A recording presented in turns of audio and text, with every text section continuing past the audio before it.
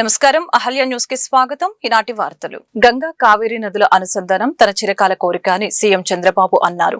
ఇవాళ అసెంబ్లీలో ఇరిగేషన్ ప్రాజెక్టులపై చర్చ సందర్భంగా ఆయన మాట్లాడుతూ తన హయాంలో రెండోసారి పుష్కరాలు జరగబోతున్నాయని అన్నారు. అందుకోసం భారీ ఏర్పాట్లు చేస్తున్నామని తెలిపారు. నదుల అనుసంధానం కోసం తాము ప్రయత్నిస్తున్నామని పేర్కొన్నారు. వంశధార నుంచి పెన్నా వరకు అనుసంధానం జరగాలని, అప్పుడే ఏపీలో నీటి సమస్య అన్నది లేకుండా పోతుందని అన్నారు.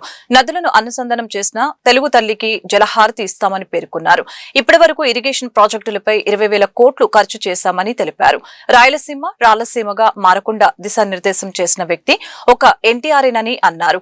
గాలేరు, నగరి, తెలుగు గంగ ప్రాజెక్టులను ఎన్టీఆర్ ప్రారంభించారని గుర్తు చేశారు. రాయలసీమకు నీళ్లిచ్చిన తర్వాతే చెన్నైకి నీళ్లు తరలించారని పేర్కొన్నారు. ఏపీలోని ప్రాజెక్టులన్నీ నాడు ఎన్డీఏ, ఎన్టీఆర్ హయాంలోనే పూర్తయ్యాయని సీఎం చంద్రబాబు తెలిపారు. జిల్లాల మధ్య కూడా గొడవలు వచ్చాయి. అదే మరి ఫైనల్ గా మనం చూస్తే కాలువలో ఉండే రైతాంగం కూడా గొడవ పడే పరిస్థితి వస్తుంది. ఇంకొక పక్క ఎక్కడైతే ఇండస్ట్రీ రావాలన్నా, తాగేదానికి సురక్షితమైన వాటర్ ఇవ్వాలన్నా మనం వాటర్ మీద శ్రద్ధ పెట్టాల్సిన అవసరం ఉంది. అందుకే అధ్యక్ష, ఈ ప్రభుత్వంలో ఒకసారి చూస్తే గోదావరి పుష్కరాలు ఫస్ట్ టైం నేను సమైక్య ఆంధ్రప్రదేశ్లో ముఖ్యమంత్రిగా ఉన్నప్పుడు గోదావరి పుష్కరాలు తీసుకొచ్చాను. దానికి కారణం ఏంటంటే అంతకుముందు జరిగేటి కానీ ప్రభుత్వం ముందుకొచ్చేయడం. దానికి కారణం మనం ప్రకృతిని ఆరాధిస్తాం, నీటిని పూజిస్తాం. ఎక్కడ చూసినా గంగమ్మ తల్లిని మనం పూజలు చేసే సంస్కృతి ఉండే దేశం ఇది. అందుకే నేను ఆ రోజు దేశం ఒకసారి అదృష్టం కూడా 2 పుష్కరాలు కండక్ట్ చేశాను. మళ్ళీ నెక్స్ట్ ఇయర్కి గోదావరి పుష్కరాలు కండక్ట్ చేసే పరిస్థితి వస్తున్న 3వసారి. ఆ నెక్స్ట్ ఇయర్ చూస్తే కృష్ణా పుష్కరాలు, అది కూడా 3వసారి కృష్ణా పుష్కరాలు కూడా ఈ ప్రభుత్వ ఆధ్వర్యంలో నిర్వహించే పరిస్థితికి వస్తుంది. ఒక విధంగా ఆలోచిస్తే ఇది ఒక అదృష్టం కూడా అని చెప్పి మీకు తెలియజేస్తున్నా. అయితే అధ్యక్ష, ఇది అనునిత్యం జరగాలనే ఉద్దేశంతో మీరు ఒకసారి చూస్తే గోదావరికి అఖండ హారతి ఇచ్చాం. 365 రోజులు చేయాలనేది నా ఉద్దేశం. కృష్ణాకి పవిత్ర హారతి ఇచ్చాం. ఈ విధంగా నదుల్ని మనం పూజించితే తద్వారా ఒక బాధ్యత పెరుగుతుంది. అదే మరిగా వాటర్ సెక్యూరిటీ ఆటోమేటిక్గా వస్తున్న ఉద్దేశంతో మనం పెట్టుకున్నాం. ఈరోజు దిశ ఈ ప్రభుత్వం చాలా స్పష్టంగా ఉన్నాం. నదుల అనుసంధానం చేసి, ఎందుకంటే మనం లోయర్ రైపేరియన్ స్టేట్, ఇప్పుడే మంత్రి గారు చెప్పారు, గోదావరి 40 సంవత్సరాలు ఆవరేజ్ నీళ్లు తీసుకుంటే 3,000 టీఎంసీ సముద్రం లేకపోయినాయి. అదే మరి కృష్ణ పైన ప్రాజెక్టులు కట్టారు, ఎప్పుడన్నా వరద వస్తే మనకు వస్తుంది. అలాంటి సందర్భాలు కూడా మనం ఫేస్ చేస్తున్నాం. ఈ 2 రివర్సే కాకుండా వంశధార దగ్గర నుంచి పెన్నా వరకు మనం కానీ నదుల అనుసంధానం చేసుకోగలిగితే, ఇంట్రా రివర్ చేయగలిగితే, దీనివల్ల మనకు సమస్య చాలా వరకు పరిష్కారం అవుతుంది. ఫేజ్ 1లో మీరు ఆంధ్రప్రదేశ్ శాసన మండలి ఈ రోజు రణరంగంగా తలపించింది. రాయలసీమ ఎత్తిపోతల పథకంపై చర్చ సందర్భంగా అధికార ప్రతిపక్ష సభ్యుల మధ్య చెలరేగిన వివాదం చివరకు తోపులాట వరకు వెళ్లడంతో సభలో ఒక్కసారిగా ఉద్రిక్తత నెలకొంది. ఈ క్రమంలో పరిస్థితి అదుపులోకి రాకపోవడంతో చైర్మన్ మోషన్ రాజు సభను రేపటికి వాయిదా వేశారు. మంత్రి నిమ్మల రామానాయుడు సమాధానం ముగిసిన తర్వాత ఈ అంశంపై మరింత చర్చ జరపాలని వైసీపీ సభ్యులు పట్టుపట్టడంతో గందరగోళం మొదలైంది. అయితే మంత్రి వివరణ పూర్తయిందని స్పష్టం చేసిన మండలి చైర్మన్ మోషన్ రాజు తదుపరి ప్రశ్నకు అవకాశం కల్పించారు. ఈ తరుణంలో బీజేపీ ఎమ్మెల్సీ సోము వీర్రాజు మాట్లాడేందుకు ప్రయత్నించగా వైసీపీ సభ్యులు అడ్డుకున్నారు. తమ నిరసన కొనసాగుతూ ఉండగానే సోము వీర్రాజుకు మైక్ ఎలా ఇస్తారంటూ ఆగ్రహం వ్యక్తం చేసిన వైసీపీ ఎమ్మెల్సీ ఇజ్రాయెల్ తదితరులు ఒక్కసారిగా వీర్రాజు సీటు వైపు దూసుకుని వెళ్లారు. కేవలం వాగ్వాదానికి పరిమితం కాకుండా ఆయనపై దాడికి యత్నించడంతో సభలో కలకలం రేగింది. ఇరుపక్షాల మధ్య తీవ్రస్థాయిలో వాగ్వాదం జరగడం, సభ్యులు ఒకరిపై ఒకరు దూసుకుని రావడంతో సభ నియంత్రణ తప్పింది. ఈ క్రమంలో పరిస్థితి అదుపులోకి రాకపోవడంతో చైర్మన్ మోషన్ రాజు సభను రేపటికి వాయిదా వేశారు.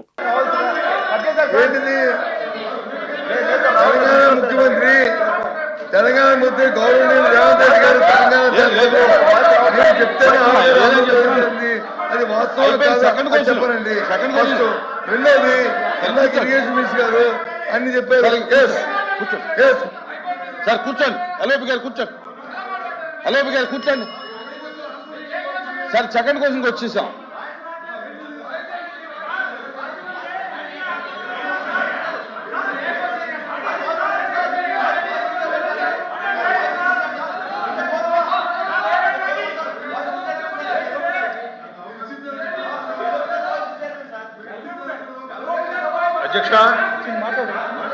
అధ్యక్ష ఇది చాలా ప్రాధాన్యతతో కూడినటువంటి అంశం. అధ్యక్ష 1 minute అండి, క్లారిటీ రాను.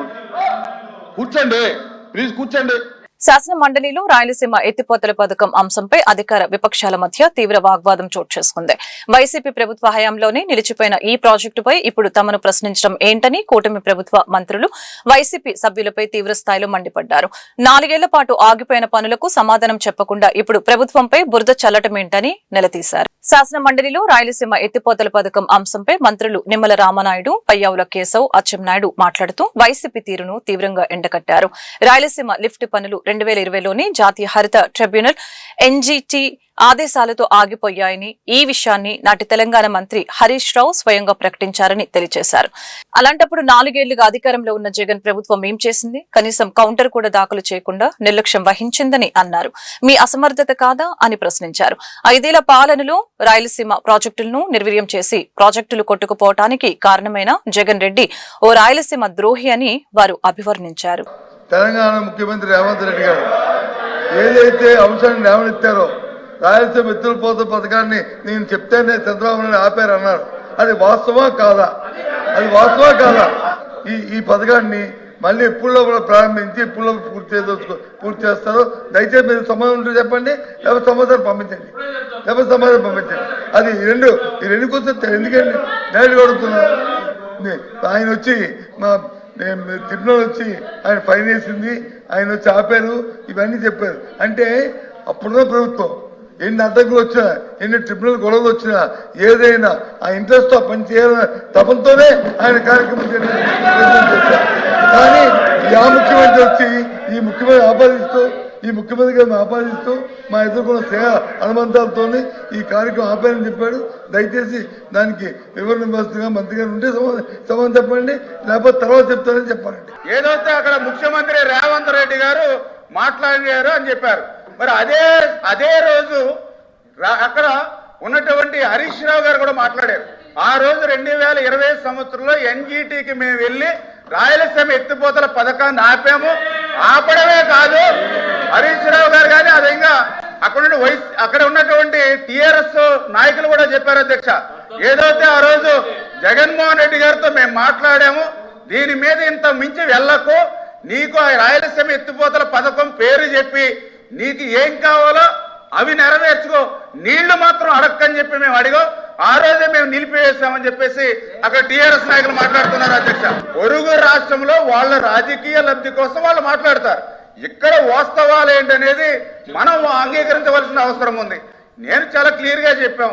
మరి బొత్స సత్యనారాయణ గారు సీనియర్ మంత్రి అయినా ఆయన కూడా 2020లో జగన్మోహన్ రెడ్డి, చంద్రబాబు నాయుడు గారు ఎన్జీటీ దానికి స్టే ఆర్డర్ ఇచ్చినప్పుడు అక్కడ ఏదైతే దాని మీద 2.6 కోట్ల రూపాయలు పెనాల్టీ విధించినప్పుడు చంద్రబాబు నాయుడు గారు, జగన్మోహన్ రెడ్డి ముఖ్యమంత్రి అంటే తెలుగు రాష్ట్రాల్లో సంచలనం సృష్టించిన లిక్కర్ స్కామ్ కేసులో కీలక పరిణామం చోటు చేసుకుంది. ఈ కేసులో నిందితుడు పరారీలో ఉన్న ముప్పిడి అవినాష్ రెడ్డి గురువారం విజయవాడ సిట్ ఆఫీస్ లో లొంగిపోయారు. ఏపీ లిక్కర్ స్కామ్ కేసులో A7 గా ఉన్న అవినాష్ రెడ్డి గతంలో ఏపీ హైకోర్టులో బెయిల్ కోసం పిటిషన్ దాఖలు చేశారు. హైకోర్టు బెయిల్ ఇవ్వడానికి నిరాకరించింది. దీంతో అప్పటి నుంచి అవినాష్ రెడ్డి పరారీలో ఉన్నాడు. మంగళవారం జరిగిన విచారణలో ధర్మాసనం కీలక ఆదేశాలు జారీ చేసింది. అవినాష్ రెడ్డికి ముందస్తు బెయిల్ ఇచ్చే ప్రసక్తే లేదని, ఈ నెల 26వ తేదీ లోపల సంబంధిత విచారణాధికారి ముందు స్వయంగా లొంగిపోవాలని డెడ్ లైన్ విధించిన విషయం తెలిసిందే. చట్టం ముందు లొంగిపోయిన తర్వాతే నిబంధనల ప్రకారం సాధారణ బెయిల్ కోసం దరఖాస్తు చేసుకోవాలని సూచించింది. ఈ నేపథ్యంలోనే గురువారం అవినాష్ రెడ్డి విజయవాడ సిట్ ఆఫీస్ లో లొంగిపోయారు. కూటమి ప్రభుత్వం స్వర్ణాంధ్ర విజన్ 2047 లక్ష్యంతో పనిచేస్తుందని మంత్రి డోలా బాలవీరాంజనేయ స్వామి చెప్పారు. ఈ విజన్ కు అనుగుణంగా సచివాలయాల విధుల్లో మార్పులు చేస్తామని వెల్లడించారు. సచివాలయాల పేర్లను స్వర్ణ గ్రామం, స్వర్ణ వార్డులుగా మారుస్తూ చట్ట సవరణను ప్రతిపాదించినట్లు తెలిపారు. ఏపీ శాసనసభలో గ్రామ వార్డు సచివాలయాల చట్ట సవరణ బిల్లుకు ఆమోదం లభించింది. ఈ బిల్లు ద్వారా రాష్ట్రంలోని గ్రామ వార్డు సచివాలయాలను ఇకపై స్వర్ణ గ్రామం, స్వర్ణ వార్డులుగా పిలుస్తారు. గురువారం మంత్రి డోలా బాలవీరాంజనేయ స్వామి ఈ బిల్లును అసెంబ్లీలో ప్రవేశపెట్టారు. కూటమి ప్రభుత్వం స్వర్ణాంధ్ర విజన్ 2047 లక్ష్యంతో పనిచేస్తుందని, ఈ విజన్ కు అనుగుణంగా సచివాలయాల విధుల్లో మార్పులు చేస్తామని ఈ సందర్భంగా తెలిపారు. సచివాలయాలు చాలా చోట్ల అద్దె భవనాలు నడుస్తున్నాయని, ప్రభుత్వ భవనాలు ఉన్న చోటికి వాటిని మారుస్తున్నామని మంత్రి తెలియజేశారు. జిల్లా స్థాయిలో జాయింట్ కలెక్టర్ స్థాయి అధికారిని గవర్నింగ్ బాడీగా నియమించామని మంత్రి డోలా బాలవీరాంజనేయ స్వామి పేర్కొన్నారు. సాధించే దిశగా ప్రతి వార్డు, ప్రతి గ్రామాల్లో కూడాను స్వర్ణాంధ్రని లక్ష్యాలను చేరుకోవాలనే సంకల్పంతో ఏదైతే ఈ గ్రామాల్లో ఉన్నటువంటి శాఖల్ని స్వర్ణ గ్రామము, స్వర్ణ వార్డుగా నిర్దేశించుకొని వాటిలో ప్రభుత్వం తరఫున క్షేత్రస్థాయి వరకు పరిపాలనకు పౌర సేవా కేంద్రాలుగా పనిచేయాలనే ఒక లక్ష్యంతో ఇందులో మార్పు చేయడం జరిగింది అధ్యక్ష. ఈ మెరుగుపరిచిన డేటాబేస్ మద్దతుతో అనేక రకాల ప్రభుత్వ సేవలు ప్రజల ఇంటి వద్దకే అందుబాటులో ఉంచుతున్నాం అధ్యక్ష. దాదాపుగా 100% జనాభాకు సేవలను అందించడమే కాకుండా గతంలో విస్మరించబడిన వర్గాలను కూడా కలుపుకోబోయేలాగా ఈ స్వర్ణ గ్రామ, స్వర్ణ వార్డు కార్యాలయాల్ని రూపొందిస్తున్నాం అధ్యక్ష. దీనిలో కూడా స్వర్ణ 13వ వార్డు ఫలానా ప్రాంతం అనేది నిర్దేశిస్తూ ఆ ప్రాంత ప్రజలకి లక్ష్యంగా స్పష్టంగా ఏదైతే స్వర్ణ వార్డు కార్యాలయంలో సేవలు ఉన్నాయో అవి లక్ష్యంగా నిర్దేశించే విధంగా పేర్లు సూచిస్తున్నాం అధ్యక్ష. అదేవిధంగా స్వర్ణ గ్రామం పేరును కూడా అదేవిధంగా నిర్దేశిస్తున్నాం అధ్యక్ష. ఇందులో ఉన్నటువంటి అన్ని విభాగాల వాళ్ళకు కూడా ప్రమోషన్లు కల్పించాలని ముఖ్యమంత్రి గారు ఆదేశించున్నారు. కొన్ని డిపార్ట్మెంట్లు అయితే ఆ డిపార్ట్మెంట్ల 2-3 డిపార్ట్మెంట్లు కలిసి ఉన్నాయి కాబట్టి ఆ శాఖల ద్వారా వాళ్ళకి ప్రమోషన్ కల్పిస్తున్నాం అధ్యక్ష. నేను మీ సభ ద్వారా మీకు తెలియజేస్తున్నాను, ప్రతి ఒక్క విభాగంలో ఉన్న ఉద్యోగికి కూడా ప్రమోషన్ ఛానల్ కల్పించేందుకు మన ప్రభుత్వం సిద్ధంగా ఉంది అధ్యక్ష. ఇంతకుముందు నేరుగా హెచ్ఓడి తోటే సంబంధాలు డైరెక్టర్ నుంచి ఉండే అధ్యక్ష. ముఖ్యమంత్రి గారి సూచనల మేరకు జిల్లా స్థాయిలో జిల్లా స్వర్ణ గ్రామ, స్వర్ణ వార్డు అధికారిని ఒక నిర్మించడం జరిగింది. ఆఫీసుకు కూడా 10 మంది సిబ్బందితో స్ట్రెంగ్ చేయడం జరిగింది అధ్యక్ష. ఇది కూడాను జాయింట్ డైరెక్టర్, ఆ డిప్యూటీ కలెక్టర్ క్యాడర్ అధికారిని మనం అక్కడ నియమిస్తున్నాం అధ్యక్ష. ఇంకా వచ్చేటువంటి సవరణలు, సూచనలు తీసుకొని మరింత మెరుగ్గా స్వర్ణాంధ్ర విజన్ 47 సాధనగా ఈ స్వర్ణ గ్రామ, స్వర్ణ వార్డు లక్ష్యాలకు ఛేదించే విధంగా ముందుకు తీసుకెళ్తానని చెప్పి మీకు తెలియజేసుకుంటూ అధ్యక్ష, I move that the Andhra Pradesh గ్రామ సచివాలయం వార్డు సచివాలయం bill 2022 bill taking into consideration అధ్యక్ష. అవునన్నారు అందరూ అవునన్నారు. ప్రతిపాదన ఆమోదించబడింది. మాజీ మంత్రి అంబటి రాంబాబు గుంటూరు కార్యాలయంలో YSR Congress party legal cell న్యాయవాదుల సమావేశం జరిగింది. ఈ సందర్భంగా అంబటి మీడియాతో మాట్లాడుతూ నన్ను హింసించిన విధానంపై న్యాయ పోరాటం చేస్తున్నానని చెప్పారు. దాడిలో ప్రధాన ముద్దాయిలు పోలీసులేనని అన్నారు. YSR Congress party legal cell చాలా స్ట్రాంగ్ గా ఉందని చెప్పారు. అనంతరం హైకోర్టు న్యాయవాది పొన్నవోలు సుధాకర్ రెడ్డి మాట్లాడుతూ జగన్మోహన్ రెడ్డి ఉపదేశం మేరకు అంబటి రాంబాబు విషయంలో న్యాయ పోరాటం చేస్తున్నామని చెప్పారు. పోలీసులు రాజ్యాంగం, చట్టాలు మర్చిపోయి వ్యవహరించారని తెలిపారు. అందరి న్యాయవాదులు సహాయ సహకారాలతో పోరాటం చేసి 18 రోజుల్లో అంబటి రాంబాబును జైలు నుంచి బయటకు తీసుకువచ్చామని తెలిపారు. దాడి చేసే వారితో కలిసి పోలీసులు భుజాలు కలిపారని అన్నారు. దహన కాండకు పోలీసులు సహకరించారని తెలిపారు. నా నివాసానికి రావడం జరిగింది. దీనిలో ప్రధాన ఉద్దేశం ఏంటంటే మీ అందరికీ తెలుసు జరిగిన పరిణామాలు. ఈ పరిణామాల మీద భవిష్యత్తులో ఏ విధంగా ప్రొసీడ్ కావాలి లీగల్గా 2-3 పాయింట్స్ మేమంతా డిస్కస్ చేసాం. పోలీస్ ఫెయిల్యూర్ కానీ లేదా నన్ను హింసించే ప్రయత్నాలు చేయటం కానీ వీటన్నిటి మీద లీగల్ యాక్షన్కి ఇక్కడ పోలీస్ ఫెయిల్ అయిపోయినా రాజ్యాంగం ప్రకారం హయ్యర్ కోర్ట్స్కి వెళ్ళి దీన్ని ఎస్టాబ్లిష్ చేసి వారికి శిక్షలు పడే విధంగా చేయాలనేటువంటి ఒక ఉద్దేశంతో సుదీర్ఘంగా మా లీగల్ టీం మొత్తం డిస్కస్ చేయడం జరిగింది. దాని మీద ఫర్దర్గా రేపు నుంచి మేము లీగల్గా ప్రొసీడ్ కాబోతున్నాం. ఆ విషయాలను మరి మా సుధాకర్ రెడ్డి గారు నాకు జనరల్ సెక్రటరీ కన్నా ఇంతకుముందు లీగల్గా ఆయన అన్ని కేసులు, నా 3 కేసులు కూడా ఆయనే ఇక్కడ చూశారు, ఆయనే ఆర్గ్యూ చేశారు చాలా బ్యూటిఫుల్గా. నేను ఒక మాట అయితే చాలా సంతోషంగా చెప్పగలుగుతాను, YSR Congress party legal team చాలా స్ట్రాంగ్గా ఉంది. సరే ఒకసారి బెయిల్ వస్తే ఒకసారి bail, that is the different cases. నేను 18 రోజుల్లో బయటకు వచ్చా. నేను 18 మాసాలు ఉండడానికి కూడా సిద్ధపడి వెళ్ళా. అయినా 18 రోజుల్లో బయటకు తీసుకొచ్చే కార్యక్రమం చేశారు. వారిని భవిష్యత్తులో కూడా ఈ సంఘటన మీద అనేకమైనటువంటి పిటిషన్ వారి ఉపదేశంతో వైఎస్ఆర్ కాంగ్రెస్ పార్టీ మా నాయకుడైనటువంటి అంబటి రాంబాబు గారి వెనక మమ్మల్ని కార్యోన్ముఖులు చేసి ప్రతి గంటకి మానిటర్ చేస్తున్నటువంటి జగన్మోహన్ రెడ్డి గారు ఒక కార్యకర్తకి జరిగినా కూడా ఇదే విధంగా ఆయన ఇంట్రెస్ట్ తీసుకుంటున్నాడు. రాంబాబు విషయంలో నన్ను సుదర్శన్ పిలిచి ఎన్ని రోజులు ఎన్ని గంటల్లో బయటకు తీసుకొస్తారు రాంబాబు అడిగినటువంటి గొప్ప పని జగన్మోహన్ రెడ్డి గారు మాకు ఇచ్చిన ఆదేశం. మీకంతా తెలుసు, సాయంత్రం 4:30 నుంచి సుమారు రాత్రి 12:30, 1 గంట దాకా జరిగినటువంటి ఒక దమనకాండ, దహనకాండ, అరాచక తత్వం, లెక్కలేని తత్వం, భయం లేని తత్వం, రాజ్యాంగం ఉంది, పోలీసు ఉంది, చట్టాలు ఉన్నాయని మర్చిపోయినటువంటి పరిస్థితి చాలా దురదృష్టకరమైనటువంటి విషయం. అది గత జరిగిపోయింది. కానీ ఈరోజు YSR Congress party legal team సంఘటితమై ఏకోన్ముఖమై ఒక పోరాట సైనికులాలు చేసినటువంటి లీగల్ టీం ప్రతి ఒక్క సభ్యునికి, ప్రతి ఒక్క మెంబర్కి అందరూ ఇట్స్ ఎ కలెక్టివ్ వర్క్. నేనొక్కడి మటుకు కాదు. దానిలో ముఖ్య పాత్ర వహించినటువంటి సుదర్శన్ రెడ్డి గారు, కృష్ణారెడ్డి గారు, భగవాన్ గారు, సూరిబాబు గారు, కొర పేర్లుంటే మర్చి క్షమించండి.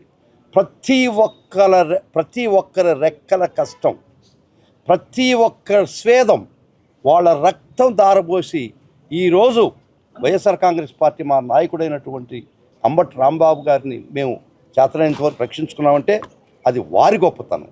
It was a collective effort. అందరూ కలిసి చేసినటువంటి కార్యం ఇది. ఇది ఏ ఒక్కరూ రెస్పాన్సిబిలిటీ తీసుకోలేదు. అన్న నా మీద ప్రేమతో ఆ మాట అన్నాడేమో. It is not me alone, it is each and every member of the YSR Congress party legal team contributed to the interest of the party leaders. తర్వాత ఇక్కడ జరిగినటువంటి దారుణాలు ఒక్కొక్కటి చెప్తాను. రాంబాబు గారిని అరెస్ట్ చేసిన తర్వాత ఆ అఫెన్సెస్ అన్నీ 3 సంవత్సరాలు 2 సంవత్సరాలు పనిష్మెంట్ కలిగినటువంటి సెక్షన్స్. హైకోర్టు డైరెక్షన్ ఉండినా ప్రజాస్వామ్యంలో ప్రజాస్వామ్యంగా మాజీ మంత్రి అంబటి రాంబాబు మీద జరిగిన దాడికి నిరసనగా దానిని పూర్తిగా ఖండిస్తున్నామని వైసీపీ ఎమ్మెల్సీలు అన్నారు. మాజీ మంత్రి అంబటి రాంబాబును ఎమ్మెల్సీలు కల్పలత, వంకా రవీంద్ర, మాధవరావు, ఇస్రాయిల్, రామచంద్రారెడ్డి, రామ సుబ్బారెడ్డి, మాజీ ఎమ్మెల్యే సింహాద్రి రమేష్ బాబు పరామర్శించారు. ఈ సందర్భంగా వారు మీడియాతో మాట్లాడారు. ఈ ఆంధ్రప్రదేశ్ లో డాక్టర్ బిఆర్ అంబేద్కర్ రచించిన రాజ్యాంగం నడపటం లేదు. లోకేష్ రాసుకున్న రెడ్ బుక్ రాజ్యాంగం నడుస్తుందని చెప్పారు. దీనికి పూర్తి సాక్ష్యం మాజీ మంత్రి అంబటి రాంబాబుపై జరిగిన దాడి అని అన్నారు. ఆ రోజున అంబటి రాంబాబు ఇంటిపైన, కార్యాలయం పైన, ఆయన పైన జరిగిన దాడిని చూసి ఈ రాష్ట్రం కాదు దేశమంతా నివ్వెరపోయిందని తెలియజేశారు. చంద్రబాబు నాయుడు అధికారంలోకి వచ్చినప్పటి నుంచి దళితులకు, బీసీలకు, మహిళలకి, చిన్నారులకు రక్షణ లేకుండా పోయిందని తెలియజేశారు. చంద్రబాబు నాయుడు, పవన్ కళ్యాణ్, నారా లోకేష్, మాజీ ముఖ్యమంత్రి జగన్మోహన్ రెడ్డిని నోటికి ఇష్టమైనట్లుగా మాట్లాడినప్పుడు ఏమైపోయారు ఈ పోలీసులు అని ప్రశ్నించారు. నమస్కారం. ఈరోజు అంబటి రాంబాబు అన్న దగ్గరికి మా ఎమ్మెల్సీలందరూ కలిసి ఇక్కడికి రావడం జరిగింది. ఎందుకంటే మీ అందరికీ తెలుసు, గత కొద్ది రోజులుగా మన సీనియర్ నాయకుడు అలాగే మాజీ మంత్రి గారైన మన అంబటి రాంబాబు అన్న గారిని అరెస్ట్ చేసి అన్న ఇంటి మీద దాడులు చేసి, పెట్రోల్ బాంబులు వేసి, ఏకదాటిగా దాడులు చేసి, అది కూడా ఒక హాఫ్ అన్ అవర్ 1 అవర్ కాదు, 5 గంటలు కంటిన్యూస్గా దాడి చేసి ఎంత ఇదిగా ఇచ్చేశారంటే, సో ఈరోజు మనందరం కూడా ఇది గమనిస్తున్నాం. ఎందుకంటే ఒక సీనియర్ మంత్రి మీదే ఇన్ని దాడులు చేసి, ఇంత తప్పుడు కేసులు పెట్టి అరెస్ట్ చేస్తే, రేపు ఈ రాష్ట్రంలో ఒక మంత్రి గారికి స్వేచ్ఛ లేకుంటే ఇంకా మా కామన్ పర్సన్స్కు ఏ విధంగా స్వేచ్ఛ ఉంటుందని నేను ఈ సందర్భంగా అడుగుతున్నాను. మన అందరికీ కూడా తెలుసు అంబటి రాంబాబు అన్న ఎలాంటి మనిషిని, అందరితో కూడా చాలా చక్కగా సరదాగా ఉంటాడు.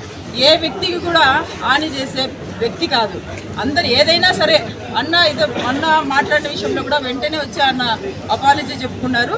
అయినా కూడా వీళ్ళు ఇంకా ఏదో మనసులో పెట్టుకొని కక్ష సాధింపులు, అదేవిధంగా దీంట్లో చూస్తే డైవర్షన్ పాలిటిక్స్.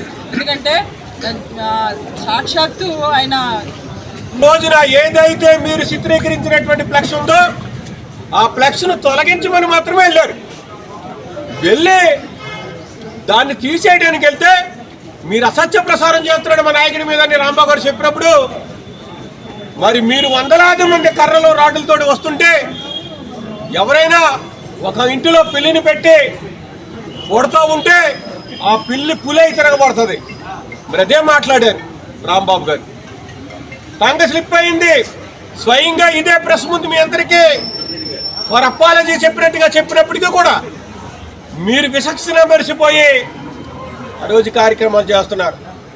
మరి మీరు మాట్లాడుతూ ఒకటి, మేము మాట్లాడుతూ ఒకటా, మీకో న్యాయము మాకో న్యాయమా అని ఈ సందర్భంగా చంద్రబాబు నాయుడు గారిని అడుగుతున్నాం. ఆ రోజునే మీరు జగన్మోహన్ రెడ్డి గారిని ఏం మాట్లాడారు? నీ బాబు తెచ్చాడా, నీ అమ్మ మొగుడు తెచ్చాడా, మీ నాన్నమ్మ మొగుడు తెచ్చాడా అని మీరు ఆ రోజుని అసభ్యంగా మాట్లాడలేదా అని నేను అడుగుతున్నా. ఆ రోజుని గౌరవ ఉప ముఖ్యమంత్రి గారు, అప్పుడు జనసేన నాయకుడైనటువంటి పవన్ కళ్యాణ్ గారు ఏం మాట్లాడారు? ముఖ్యమంత్రి అయితే ఏంటి, ఇంకో పదం కూడా వాడారు. అది నా నోటంట మాట్లాడితే బాగోదు. మరి నారా లోకేష్ గారు యువకాలం పాదయాత్ర చేసినప్పుడు మా ప్రాంతంలోనే అసభ్యంగా మాట్లాడటం మాట జరిగింది. జగన్మోహన్ రెడ్డి గారు పలానా చోటకెళ్ళి పలానా వ్యవహారం చేశారని. మరి ఆ రోజున మాట్లాడినటువంటి మాటలు మర్చిపోయి ఈరోజు అమరావతి ఔటర్ రింగ్ బాధిత రైతులతో ఈ నెల 28వ తేదీన సమావేశం నిర్వహిస్తున్నట్లు ఆంధ్రప్రదేశ్ రైతు సంఘం వెల్లడించింది. ఈ మేరకు రైతు సంఘాల ప్రతినిధులు కంచుమాటి అజయ్ కుమార్, అప్పారావు, నాగేశ్వరరావు, రామకృష్ణ గురువారం బ్రాడీపేట సిపిఎం కార్యాలయంలో మీడియాతో మాట్లాడారు. ఔటర్ రింగ్ రోడ్ భూసేకరణ విషయంలో రాష్ట్ర ప్రభుత్వం ఏకపక్షంగా వ్యవహరిస్తుందని చెప్పారు. జిల్లాలో 11 మండలాలు, 40 గ్రామాల్లో భూసేకరణ చేసేందుకు ప్రభుత్వం గెజిట్ నోటిఫికేషన్ ఇవ్వడం జరిగిందని తెలిపారు. అయితే రైతుల పేర్లు వారి అంగీకారం లేకుండా గెజిట్ నోటిఫికేషన్ ఇవ్వడం సరైన పద్ధతి కాదని అన్నారు. బాధిత రైతులతో సమావేశం నిర్వహించి ప్రభుత్వ తీరుకు వ్యతిరేకంగా పోరాటాలు చేస్తామని స్పష్టం చేశారు. నోటిఫికేషన్ ఇవ్వడం జరిగింది. 121 గ్రామాల్లో 23 మండలాల్లో ఈ యొక్క భూముల సేకరణ జరుగుతుంది. దాంట్లో గుంటూరు జిల్లా సంబంధించి 11 మండలాల్లో 40 గ్రామాల్లో భూసేకరణకు సిద్ధం చేయడం జరిగింది. ఈ సందర్భంగా భూసేకరణ సంబంధించి ఏదైతే ఈ ఔటర్ రింగ్ రోడ్డు కింద భూములు తీసుకుంటున్నారో దాని మీద ఎక్కడా రైతుల పేర్లు మెన్షన్ చేయకుండా సచివాలయంలో కేవలం బోర్డు మీద సర్వే నెంబరు, ఎల్పీ నెంబర్లు వేసి వదిలేశారు. కనీసం రైతులకు నోటీసులు కూడా ఇవ్వాల. 21 రోజు లోపు వాళ్ళకి మీ అభిప్రాయం చెప్పమని చెప్పారు. కానీ రైతులందరికీ అర్థం కాల. అంటే ఇదంతా మర్మంగా దాచిపెట్టి ఈ యొక్క ఔటర్ రింగ్ రోడ్డు తీసుకుపోవటం అనేది దేనికి దీనికి అర్థమవుతుందో రైతులకు అర్థం కాకుండా పరిస్థితి ఉంది. అందుకని రైతు సంఘంగా, కౌలు రైతు సంఘం, వ్యవసాయ కార్మిక సంఘాల 3 సంఘాలుగా మేము ఈ నెల 28వ తేదీన మధ్యాహ్నం 2 గంటలకు బీఆర్ఎస్ స్టేడియం పక్కన గల సిఐటి కార్యాలయంలో ఈ యొక్క అమరావతి కింద ఈ ఔటర్ రింగ్ రోడ్డు కింద పోతున్న భూములు కోల్పోతున్న రైతుల సదస్సు జరగబోతున్నది. అందువల్ల జిల్లా కాంగ్రెస్ పార్టీ కార్యాలయంలో రౌండ్ టేబుల్ సమావేశం జరిగింది. బీజేపీ శ్రేణులు ఇటీవల కాంగ్రెస్ కార్యాలయంపై దాడి చేసిన నేపథ్యంలో రాజకీయ పార్టీలు, ప్రజా సంఘాలతో సమావేశం నిర్వహించారు. ఈ సమావేశంలో మాజీ MLC K S Lakshmanarao, PCC working president Mastan Vali, Congress party నేతలు లింగంశెట్టి ఈశ్వరరావు, వనుకూరు శ్రీనివాస్ రెడ్డి, లక్ష్మణ్ రెడ్డి, కరీం తదితరులు పాల్గొన్నారు. దేశంలో జరుగుతున్న పరిణామాలు, బీజేపీ వ్యవహరిస్తున్న తీరుపై ప్రధానంగా చర్చించారు. ఏఏ సమ్మిట్ జరుగుతున్న సందర్భంగా ఢిల్లీలో యువజన కాంగ్రెస్ పార్టీ చేపట్టిన ఆందోళనలో ఎలాంటి తప్పు లేదని చెప్పారు. మోడీ సర్కార్ వైఫల్యాలను ప్రశ్నిస్తుందని, ఇలాంటి దాడులకు తెగబడుతున్నారని చెప్పారు. ప్రజాస్వామ్యంలో దాడులు చేయడం సరైన విధానం కాదని అన్నారు. కాంగ్రెస్ పార్టీ కార్యాలయంపై దాడి చేసిన వారిని చట్టపరంగా శిక్షించాలని డిమాండ్ చేశారు. కేంద్ర, రాష్ట్ర ప్రభుత్వాల వైఫల్యాలను ప్రజలకు పూర్తి స్థాయిలో వివరించాల్సిన అవసరం ఉందని అన్నారు. ఈ మతోన్మాదులకి మేము డెమోక్రటీని నమ్మాం కాబట్టి, రాజ్యాంగం మీద నమ్మకం ఉంది కాబట్టి మీరు ఈ రోజున మతం పేరు మీద ఈ భూమి మీద మీ యొక్క వికృత చేష్టలు చేస్తా ఉన్నారు. దీని పరిణామాలు మరలా పునరావృతం కాకుండా ఉండే విధంగా మీ సహాయ సహకారాలు కావాలని చెప్పి కోరుకుంటూ సెలవు తీసుకుంటా ఉన్నా. భారతీయ జనతా పార్టీ కూడా ప్రతిపక్షంగా ఉన్నప్పుడు 100 నిరసనలు తెలియజేసింది. మనందరికీ తెలుసు, మనం కూడా తెలియజేసి ఇప్పుడు కాంగ్రెస్ పార్టీకి నిరసన తెలియజేసే హక్కు ఉందా లేదా, ఇది ముందు కేంద్రంలో అధికారంలో ఉన్న పార్టీ తేల్చాలి. కేంద్రంలో అధికారంలో ఉన్న పార్టీ కేవలం బీజేపీ అనుకోకండి మీరు, అది సంఘ పరివార్, రాష్ట్రీయ స్వయం సేవక సంఘ పరివార్ అక్కడ అధికారంలో ఉందనేది మనం గుర్తుపెట్టుకోవాలి. బట్ నేను మొట్టమొదటి పాయింట్ నేను చెప్పదలుచుకుంది, దేశవ్యాప్తంగా కాంగ్రెస్ పార్టీ కార్యాలయాల మీద, అలాగే మన గుంటూరులో ఈ కాంగ్రెస్ పార్టీ కార్యాలయం మీద జరిగిన దాడిని మేమందరం కూడా ఖండిస్తున్నాం. ప్రజాస్వామ్యవాది అనేవాళ్ళు ఎవరైనా సరే దాన్ని ఖండించాలని చెప్పేసి నేను ముందు కోరుతాను. ఇక రెండో అంశం, ఏం జరిగింది? ఢిల్లీలో ఆర్టిఫిషియల్ ఇంటెలిజెన్స్ మీద ఒక అంతర్జాతీయ సమావేశం జరిగింది. దాని నరేంద్ర మోడీ గారు, చంద్రబాబు గారు, లేకపోతే ఇతర దేశాధినేతలు చాలామంది హాజరయ్యారు. ఈ నేపథ్యంలో కాంగ్రెస్ కార్యకర్తలు కొంతమంది రెండు అంశాల మీద నిరసన తెలియజేయడానికి వెళ్ళారు. మొదటి అంశం ఏంటంటే, వాస్తవంగా ఆ ఆర్టిఫిషియల్ ఇంటెలిజెన్స్ సమావేశానికి ముఖ్య అతిథిగా బిల్ గేట్స్ అనే ఆయన రాబోతున్నాడు అని ప్రకటించారు కూడా. కరపత్రంలో ఆయన పేరు కూడా వేశారు. ఎవరి పేరు? Bill gates. కానీ ఆ సమయానికి ఎప్స్టీన్ ఫైల్స్ బయటపడ్డాయి, కొన్ని లక్షల పేజీలు. లక్ష్మణ్ రెడ్డి చెప్పాడు, ఈ ఎప్స్టీన్ ఫైల్స్లో అనేక మంది పెద్దల యొక్క అవినీతి, అనైతిక కార్యకలాపాలన్నీ ఉన్నాయి. ఉదాహరణకి ఈరోజు పేపర్ మీరు అందరూ చూడండి, బిల్ గేట్స్ గుంటూరు జిల్లా బీజేపీ కార్యాలయం నందు పండిట్ దీనదయాళ్ ఉపాధ్యాయ వక్తల ప్రశిక్షణ మహా అభియాన్ కార్యక్రమం సందర్భంగా ఏర్పాటు చేసిన మీడియా సమావేశంలో రాష్ట్ర అధ్యక్షులు శ్రీ పివిఎన్ మాధవ్ మాట్లాడారు. గుంటూరు, పల్నాడు, ఎన్టీఆర్ జిల్లాల నుంచి 150 మంది వక్తలకు శిక్షణ తరగతులు ప్రారంభించిన బీజేపీ రాష్ట్ర వ్యాప్తంగా పండిట్ దీనదయాళ్ ప్రశిక్షణ కార్యక్రమాలు ప్రారంభించాము. రాష్ట్రంలో సిద్ధాంతం ప్రకారం రాజకీయాలను ప్రజలకు అందించాలనే ధ్యేయంగా కార్యకర్తలకు శిక్షణ తరగతులను ఏర్పాటు చేయడం జరుగుతుంది. రాష్ట్ర ప్రశిక్షణ కార్యక్రమం 3 రోజుల పాటు జరుగుతాయి. సేవా దృక్పథంతో రాజకీయాలను సాగించాలని పిలుపునిచ్చారు. అధికారమే పరమావధిగా రాజకీయ నేతలు పని చేయకూడదు, సేవే పరమావధిగా కార్యకర్తలు పనిచేయాలనే ధ్యేయంగా పనిచేయడానికి ముందుకు రావాలని తెలిపారు. కేంద్రం ఇచ్చే పథకాలపై కార్యకర్తలకు అవగాహన ఉండాలి. రాజకీయ పార్టీలు అధికారం కోసమే కాకుండా సామాజిక సేవ చేయాలని తెలిపారు. పండిట్ దీన్ దయాళ్ ఉపాధ్యాయ మహా ప్రశిక్షణ అభియాన్ని నిర్వహించుకుంటున్నాం. రాష్ట్ర వ్యాప్తంగా రేపు మార్చ్ 7వ తారీఖు నుంచి ఏప్రిల్ 14వ తారీఖు వరకు మండల ప్రశిక్షణ కార్యక్రమాలు జరగబోతున్నాయి. దాని తర్వాత జిల్లా ప్రశిక్షణ కార్యక్రమాలు జరుగుతాయి. దాని తర్వాత రాష్ట్ర ప్రశిక్షణ కార్యక్రమం జరుగుతుంది. ఆ విధంగా 3 అంచెల్లో రాష్ట్ర వ్యాప్తంగా ఏదైతే అతి ముఖ్యమైన అంశం ఉందో, రాజకీయాల్లో సిద్ధాంత రహిత కాకుండా సిద్ధాంత హిత రాజకీయాలు జరగాలని, ఆ విధంగా సిద్ధాంత ఆలోచన, అలాగే మన పని విధానం ఏ విధంగా ఉండాలి, కార్యకర్తల యొక్క నిర్మాణం ఏ విధంగా ఉండాలి, కార్యకర్తలు ఏ పద్ధతిలో పనిచేయాలి, కార్య పద్ధతి అంటారు. ఆ విధంగా దాంతోపాటు వాళ్లలో నాయకత్వ పట్టిమ పెంచుకోవడానికి, అలాగే కేంద్ర రాష్ట్ర ప్రభుత్వాలు ఏ పథకాలైతే ప్రవేశపెట్టిందో ఆ పథకాల్లో ఏ విధంగా మనం పనిచేయాలి, ప్రజలకు ఏ విధంగా తెలియజేయాలి, దాంతోపాటు రాబో అనేక రకాల కార్యక్రమాల్లో మన భూమికి ఏ విధంగా ఉండాలి, రాష్ట్రంలో భారతీయ జనతా పార్టీ సర్వవ్యాపి సర్వస్పర్శి చేయడానికి మనం కావలసిన నేపథ్యం ఏమిటి, ఇలాంటి అనేక రకాల విషయాలు తెలియజేసే విధంగా ఈ యొక్క ప్రశిక్షణ కార్యక్రమాలు ఉంటాయి. సుమారు 7 కాలాంశాలతో మండల ప్రశిక్షణ కార్యక్రమం 24 గంటల పాటు జరుగుతుంది. అలాగే ఏదైతే జిల్లా స్థాయి ప్రశిక్షణ సుమారు 11 అంశాలతో అది 2 రోజుల పాటు ప్రశిక్షణ కార్యక్రమం జరుగుతుంది. అలాగే రాష్ట్ర ప్రశిక్షణ కార్యక్రమం 3 రోజుల పాటు సుమారు 17 కాలాంశాలతో జరుగుతుంది. ఆ విధంగా భారతీయ జనతా పార్టీకే ప్రత్యేకత. ఈ విధంగా క్రమం తప్పకుండా ఈ యొక్క ప్రశిక్షణ కార్యక్రమాలు చేయటం, ప్రతి 6 సంవత్సరాలకి దేశవ్యాప్తంగా ఈ యొక్క కార్యక్రమం చేయటం, ఎప్పటికప్పుడు నిత్య విద్యార్థిగా కార్యకర్త భావించి అనేక రకాల విషయాలు తెలుసుకోవటం, కేవలం రాజకీయ పరిజ్ఞానంతో పాటు సామాజిక పరిజ్ఞానం, అలాగే సేవా దృక్పథం కావాలి. ఆ విధమైన దృక్పథంతోనే రాజకీయాల్లో పనిచేయాలనే ఒక లక్ష్యంతో పెద్దలు డాక్టర్ శ్యామ్ ప్రసాద్ ముఖర్జీ, పండిట్ దీన్ దయాళ్ ఉపాధ్యాయ వాళ్ళ నేపథ్యంలో పార్టీ ఆ విధంగా ప్రారంభమే. దాని తర్వాత అటల్ బిహారీ వాజ్పేయి గారు, లాల్ కృష్ణ అద్వానీ గారి నేపథ్యంలో కూడా ఈ యొక్క ప్రశిక్షణ అభియాన్ ఒక పెద్ద ఎత్తున తయారు కావటం, దాని తర్వాత ప్రస్తుతం నరేంద్ర మోడీ గారి నేతృత్వంలో, అలాగే జేపీ నడ్డా గారు, ప్రస్తుతం మా నితిన్ నవీన్ గారి నేతృత్వంలో ఈ యొక్క ప్రశిక్షణ అనేది కూడా ఒక ముఖ్యమైన భాగంగా రాజకీయ పార్టీలు కేవలం అధికారమే పరమావధిగా పనిచేయడం కాకుండా అధికారంతో పాటు అధికారం ప్రజలు ఏదైతే ఈ వార్తలు ఇంతటితో సమాప్తం. మరొక బులెటిన్ మళ్ళీ కలుద్దాం. నమస్కారం.